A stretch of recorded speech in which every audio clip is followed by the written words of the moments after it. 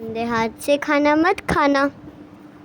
Park میں سارے بچے کھیل رہے تھے۔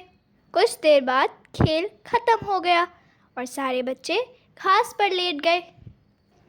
فرید کی نگاہ ایک ٹھیلے والے پر پڑی جو لذیذ آئس کریم بیچ رہا تھا۔ فرید کو کھیلنے کی وجہ سے بہت بھوک لگ رہی تھی۔ اس نے اپنے ہاتھوں کی طرف دیکھا جو صاف ستھرے نہیں تھے۔ اس نے خود سے کہا، چلو آج میں اپنے گندے ہاتھوں سے کھا ہی لیتا ہوں، ویسے بھی بہت بھوک لگ رہی ہے۔ بچے آئس کریم کھاتے ہوئے گھر پہنچ گئے۔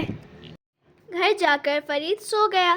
رات کو فرید کی امی فرید کی چیخ پکار کی آواز سے بیدار ہوئی۔ دیکھا کہ فرید پیٹ پکڑ کر رو رہا ہے۔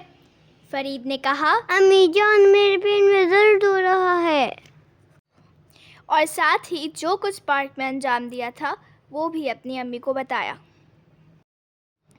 امی فرید کو ہاسپٹل لے گئیں۔ ڈاکٹر نے فرید کا چیک اپ کیا اور کہا، بیٹا تم نے گندے ہاتھ سے کھانا کھایا ہے، اس لیے بیمار پڑے ہو۔ آج کے بعد بغیر ہاتھ دھوئے کوئی بھی چیز مت کھانا۔ ٹھیک ہے ڈاکٹر، میں ایسا ہی کروں گا۔